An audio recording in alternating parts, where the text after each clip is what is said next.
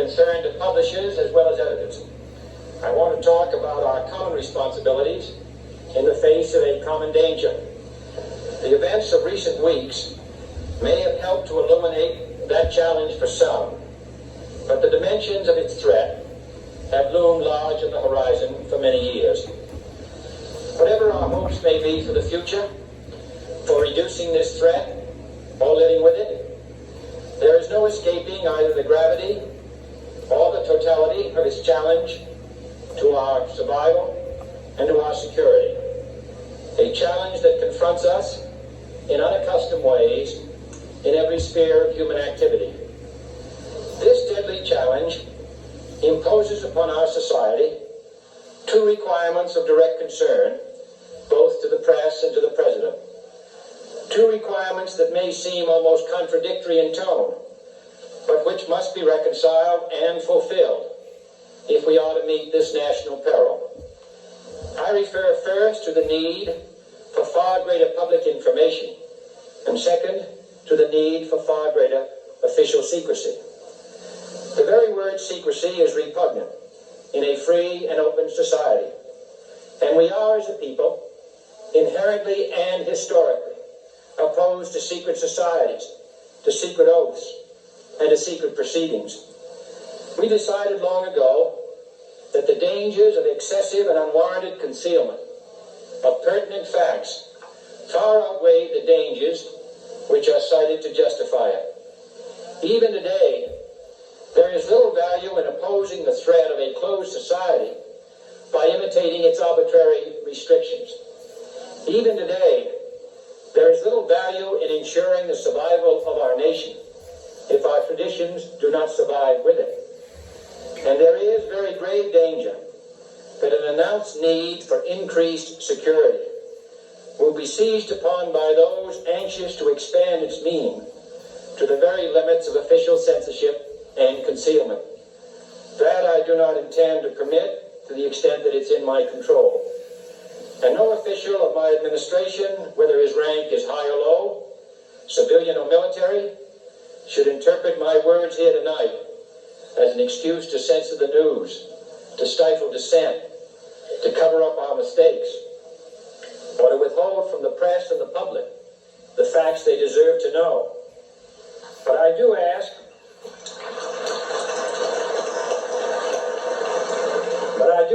every publisher, every editor, and every newsman in the nation to re-examine his own standards and to recognize the nature of our country's peril. In time of war, the government and the press have customarily joined in an effort based largely on self-discipline to prevent unauthorized disclosures to the enemy.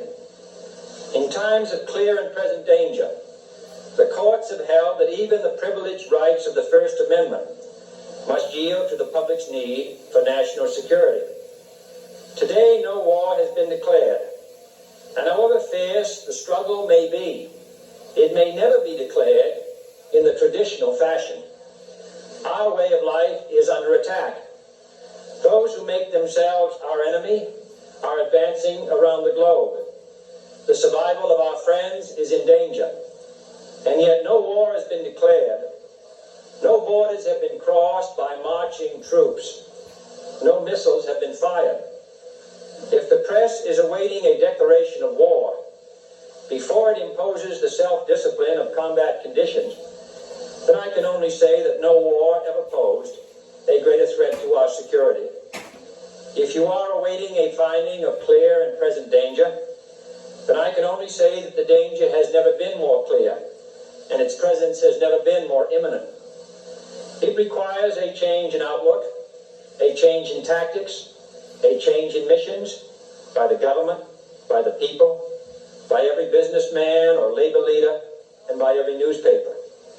For we are opposed around the world by a monolithic and ruthless conspiracy that relies primarily on covert means for expanding its sphere of influence, on infiltration instead of invasion, on subversion instead of elections, on intimidation instead of free choice, on guerrillas by night instead of armies by day, It is a system which has conscripted vast human and material resources into the building of a tightly knit, highly efficient machine that combines military, diplomatic, intelligence, economic, scientific, and political operations.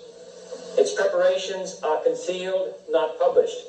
Its mistakes are buried, not headlined. Its dissenters are silenced, not praised. No expenditure is questioned, no rumor is printed, no secret is revealed. It conducts the Cold War, in short, with a wartime discipline no democracy would ever hope or wish to match. Nevertheless, every democracy recognizes the necessary restraints of national security. And the question remains whether those restraints need to be more strictly observed if we are to oppose this kind of attack as well as outright invasion. For the facts of the matter are that this nation's foes have openly boasted of acquiring through our newspapers information they would otherwise hire agents to acquire through theft, bribery, or espionage. The details of this nation's covert preparations to counter the enemy's covert operations have been available to every newspaper reader, friend and foe alike. That the size, the strength, the location, and the nature of our forces and weapons, and our plans and strategy for their use, have all been pinpointed in the press and other news media to a degree sufficient to satisfy any foreign power, and that in at least one case, the publication of details concerning a secret mechanism whereby satellites were followed required its alteration at the expense of considerable time and money. The newspapers which printed these stories were loyal, patriotic, responsible, and well-meaning. Had we been engaged in open warfare, they undoubtedly would not have published such items. But in the absence of open warfare, they recognized only the tests of journalism and not the tests of national security. And my question tonight is whether additional tests should not now be adopted. That question is for you alone to answer. No public official should answer it for you. No governmental plan should impose its restraints against your will.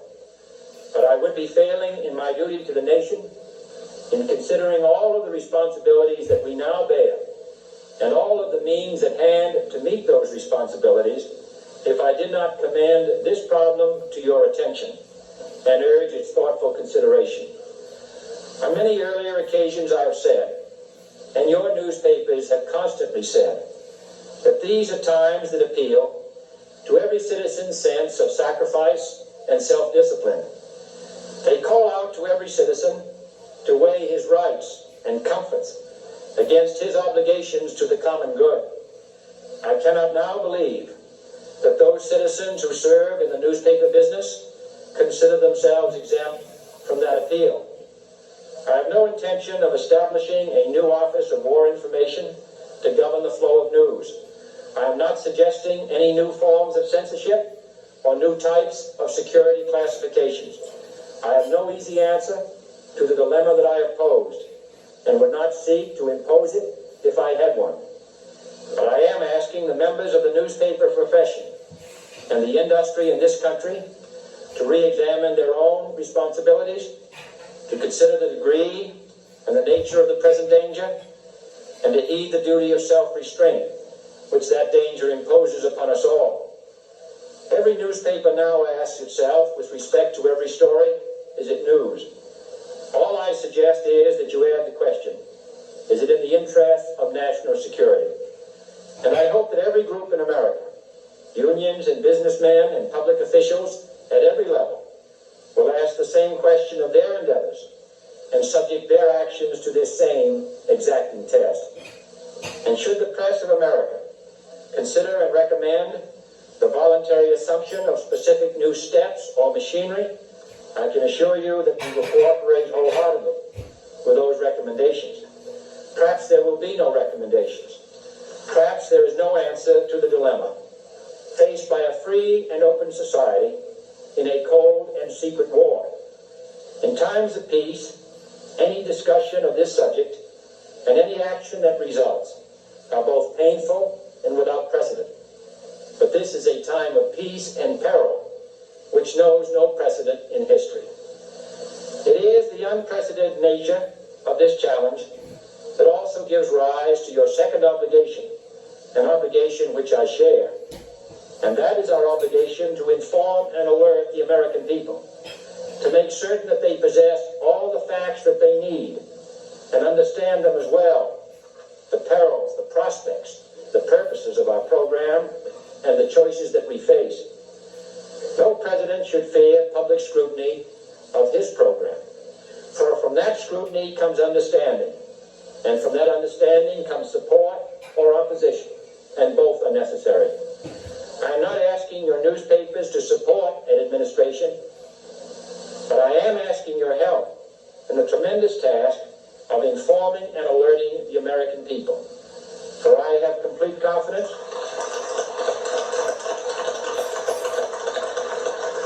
in the response and dedication of our citizens whenever they are fully informed. I not only could not stifle controversy among your readers, I welcome it. This administration intends to be candid about its errors. For as a wise man once said, an error doesn't become a mistake until you refuse to correct it. We intend to accept full responsibility for our errors, and we expect you to point them out when we miss them. Without debate, without criticism, no administration and no country can succeed, and no republic can survive. That is why the Athenian lawmaker Solon decreed it a crime for any citizen to shrink from controversy. And that is why our press was protected by the First Amendment, the only business in America specifically protected by the Constitution, not primarily to amuse and entertain, not to emphasize the trivial and the sentimental, not to simply give the public what it wants, but to inform, to arouse, to reflect, to state our dangers and our opportunities, to indicate our crises and our choices, to lead, mold, educate, and sometimes even anger public opinion. This means greater coverage and analysis of international news, for it is no longer far away and foreign, but close at hand and local. It means greater attention to improved understanding of the news, as well as improved transmission. And it means, finally, that government at all levels must meet its obligation to provide you with the fullest possible information outside the narrowest limits of national security, and we intend to do it. It was early in the 17th century that Francis Bacon remarked on three recent inventions already transforming the world: the compass, gunpowder, and the printing press. Now the links between the nations, first forged by the compass, have made us all citizens of the world, the hopes and threats of one becoming the hopes and threats of us all. In that one world's effort to live together, the evolution of gunpowder to its ultimate limit has warned mankind of the terrible consequences of failure. And so it is to the printing press, to the recorder of man's deeds, the keeper of his conscience, the courier of his news, that we look for strength and assistance, confident that with your help, man will be what he was born to be, free and independent.